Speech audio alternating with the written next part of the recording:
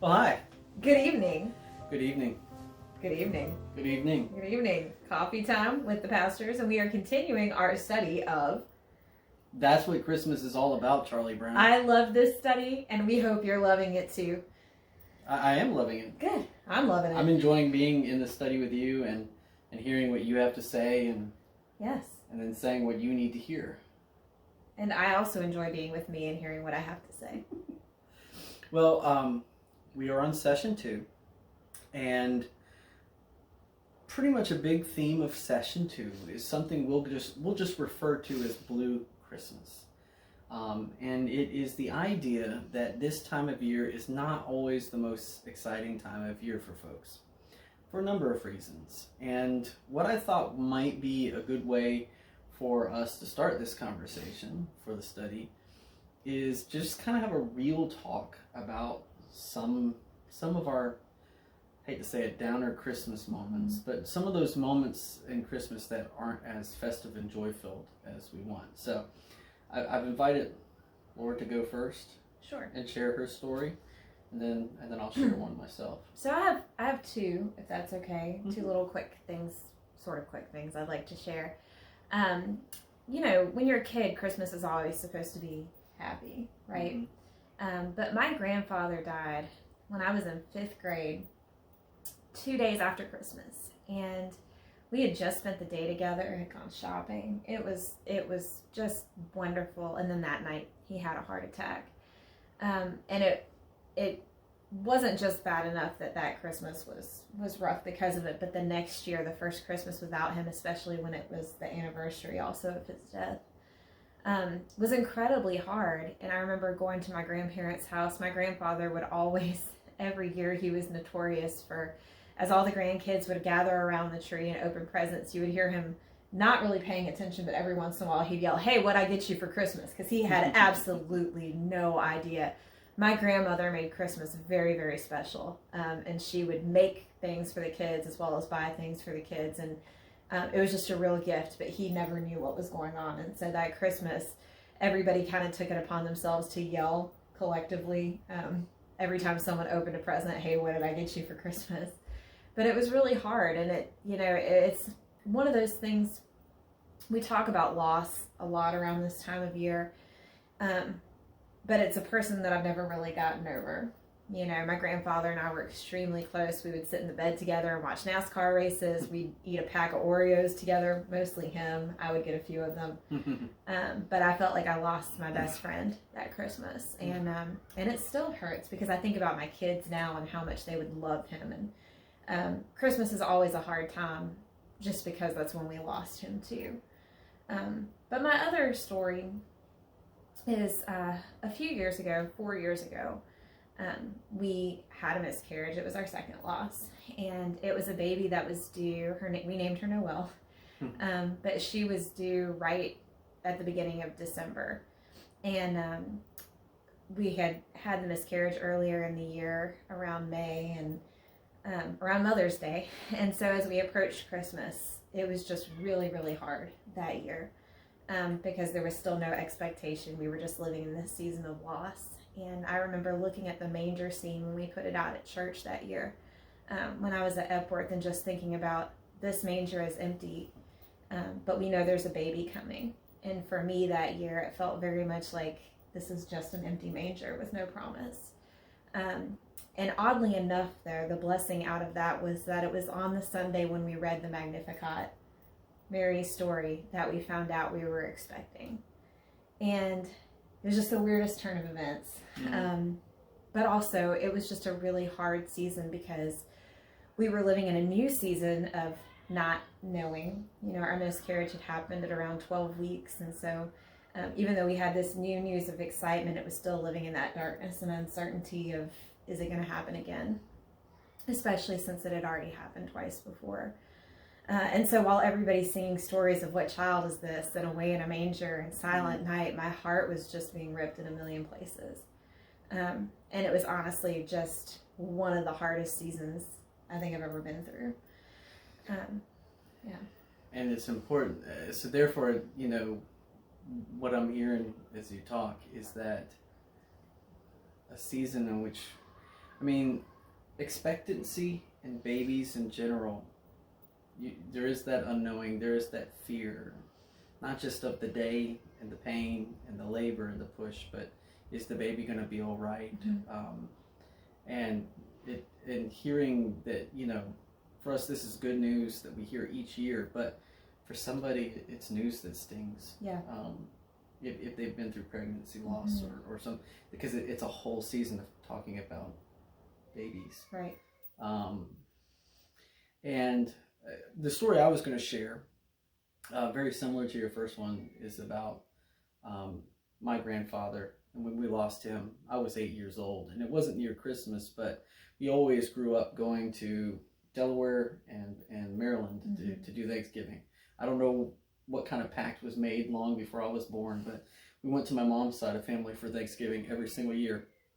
And so it wasn't, so we didn't go every Christmas, but we went most Christmases down to Florida to see my grandfather pop up and Nanny. And he had a house that was real nice. He had a whole grove of orange trees in the backyard.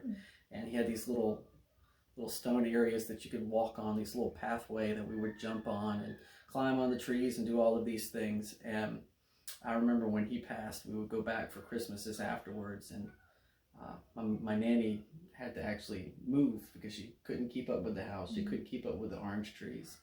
And so there was like this real tangible, it wasn't just that he wasn't there, but like these orange trees and where we used to play and all of that was gone. So I remember that was always tough. I remember, I think we went one Christmas like day out there. And I remember one year when it snowed in Florida. But it would be the equivalent of flurries because nothing stuck. It was too warm. But it's funny, how the things around you, sometimes even the things that we celebrate each and every season, like the lights and all of that, can kind of cause you to miss those people just a little bit more. Yeah. And that's what we wanted to focus on in our conversation today. And Charlie Brown, he's depressed. He uses that word. He's depressed. He's sad. He's not happy. And he feels like he's supposed to be, because that's how everybody is during Christmas time. And how would you feel if you were sad and depressed and everybody else was joy-filled and happy? Yeah, I think it leaves you feeling like you have failed somehow. And it's the problem of the world around us anyway, when we talk about depression or anxiety or any of those things, is that we treat it as a kind of brokenness.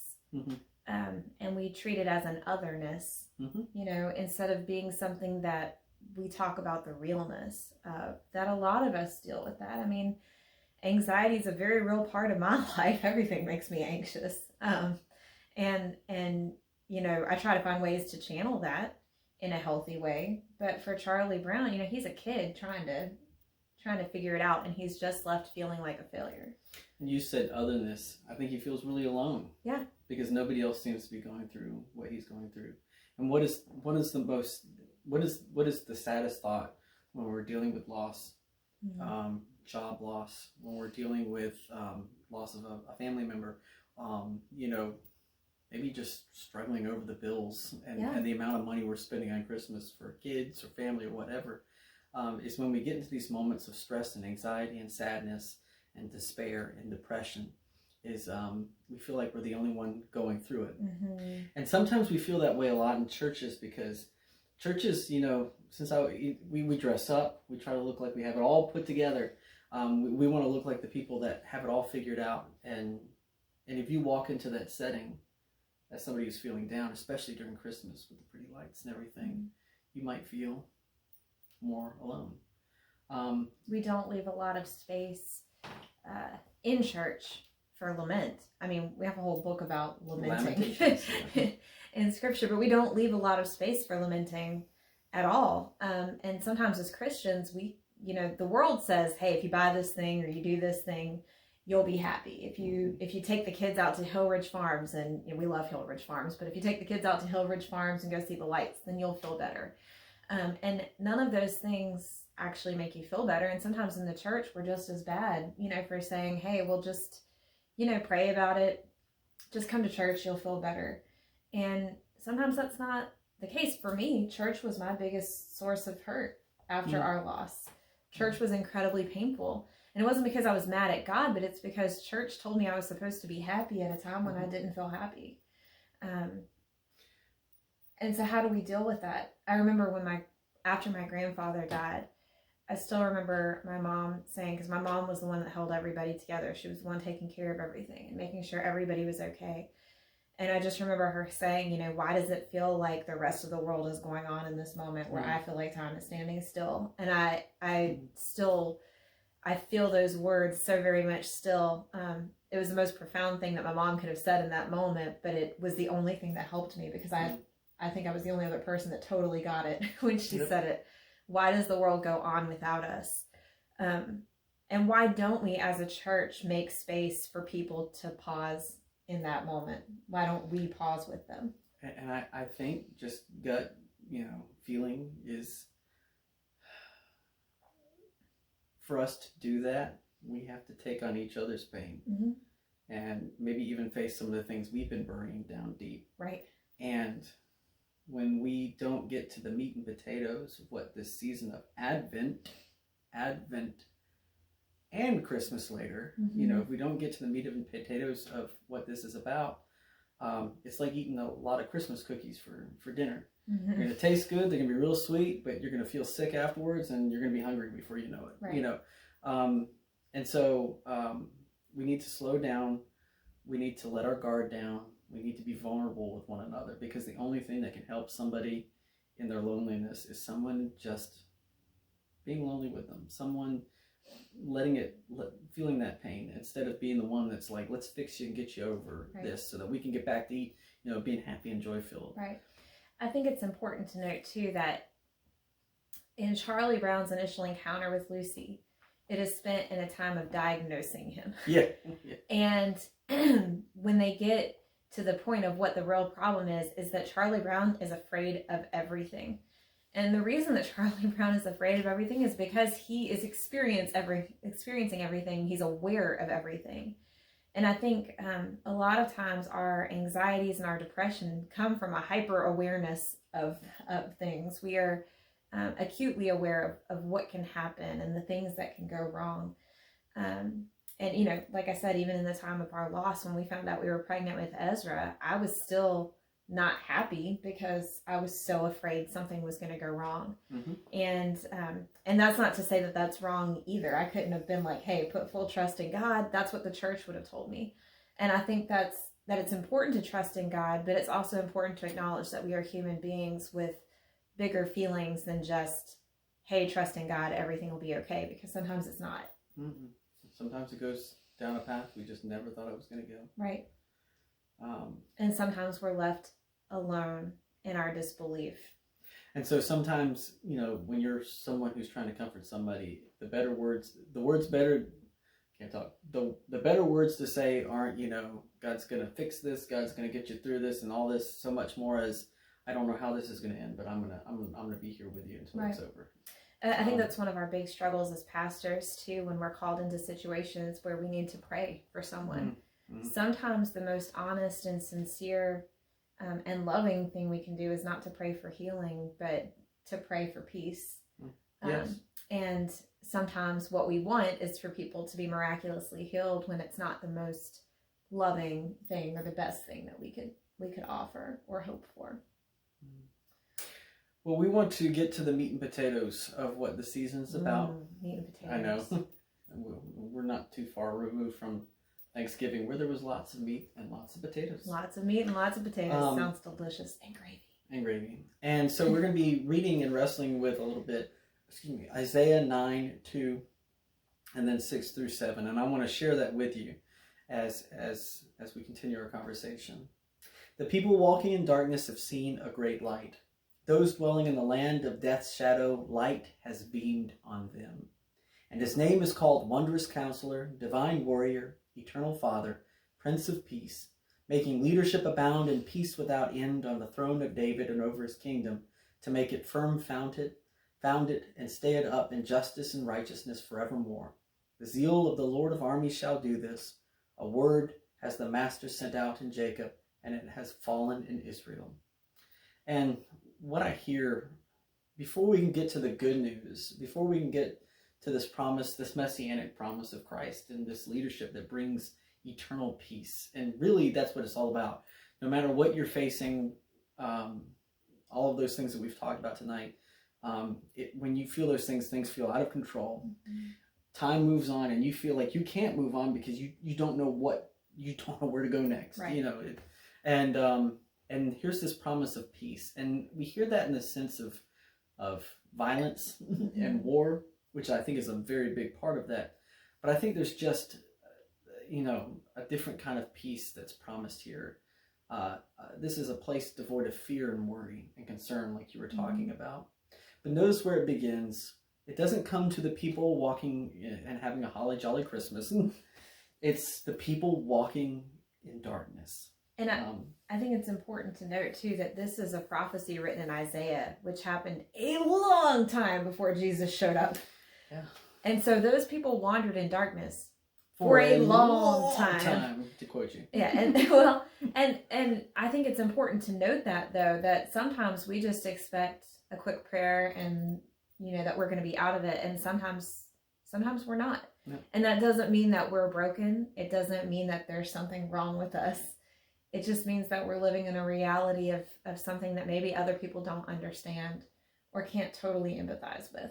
We talked about Lucy last week. She says, "Oh, I get it. I know what you're depressed about," but she doesn't get it. She doesn't get it at all.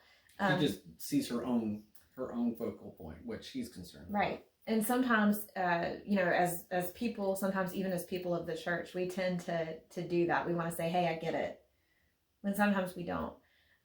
After we had our first loss a few years back, I know the best thing in the world was not anything that anybody said to me or did or sent, but there was one particular lady that just showed up at our door and just said, "I just wanted to tell you I know." And she hugged me, and then she left, and that was it. And she just sat with me in that moment of darkness. And sometimes that's just what we need. Would you?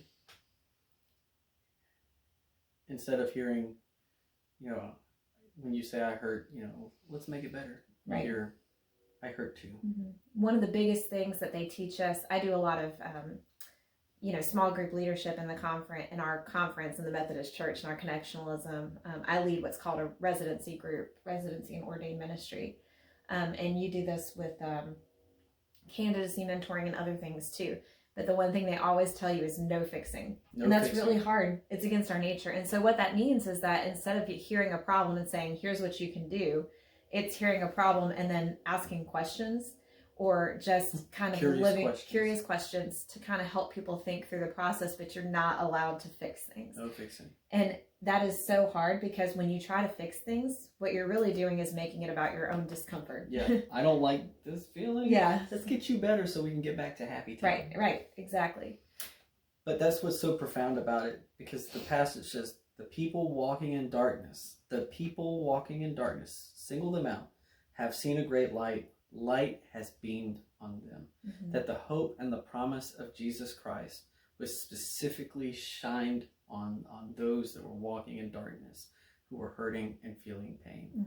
And so as a church, the question that we need to wrestle with, starting with our Bible study today and on into the future, is how can we be a church that helps to shine that light on those that are hurting and give them the space they need to not just get better, or not just to fix them, not to just get things back to business as usual, but create a place where they feel like they're no longer alone in their pain and their hurt and their suffering. That not only are there people within the congregation that are feeling those things with them, but we follow a God who said, I cannot exist without knowing your pain intimately and deeply. So it reminds me of one of my favorite prayers. It's a Franciscan prayer that talks about may God grant us discomfort, at what goes on in the world around us, and a sense of discomfort and uneasiness, and it's an odd prayer to think about, but it's a beautiful prayer that reminds us that sometimes it's okay to be uncomfortable. And that sometimes God wants us to be uncomfortable so that we can see the things in this world that cause us fear, and to help to add light. At the end of today's conversation. Yeah. But like we would say to Charlie Brown, that's okay.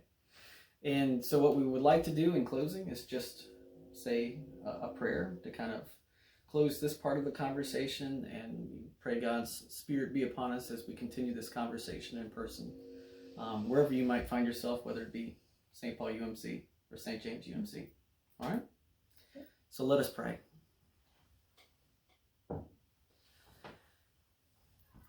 Gracious God, we are so thankful for the light of the world that is Jesus Christ, who stepped down into our darkness, into our pain, into our discomfort, our anguish, our sadness, our loneliness, to remind us that no matter where we find ourselves, no matter how out of control the world might feel, our life might feel, that you, the God of all creation, continue to walk with us even in those spaces. That even though we might not be able to see you, even though our eyes might not have adjusted just yet to the darkness to see your presence, you are there. Jesus Christ, Emmanuel, God is with us. For that we give thanks as we ask all of this in your holy name. And all God's people said, Amen. And now some clips.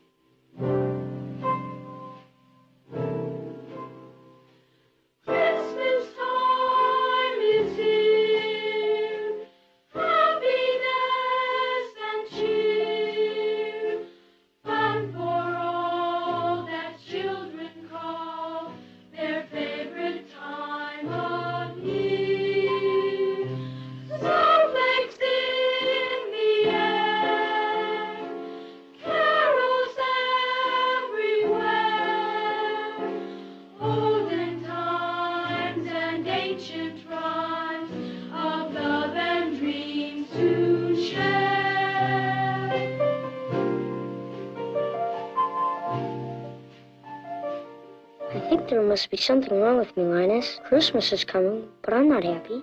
I don't feel the way I'm supposed to feel.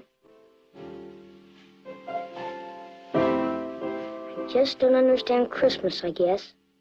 I like getting presents and sending Christmas cards and decorating trees and all that, but I'm still not happy.